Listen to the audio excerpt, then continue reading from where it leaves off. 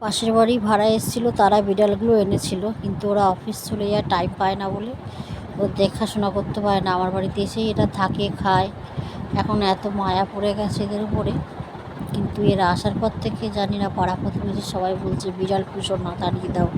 বিড়াল ঘরে অমঙ্গল ডেকে আনে, বিপদ আনে। বিড়াল যার খায় তাকে অন্ধ হওয়ার অভিশাপ দেয় নাকি, জানি না সত্যি কি মিথ্যে, কিন্তু কেন জানি না এখন আমার মনে হচ্ছে হ্যাঁ হয়তো হলেও হতে পারে, কারণ কদিন ধরে আমাদের প্রচুর বিপদ যাচ্ছে।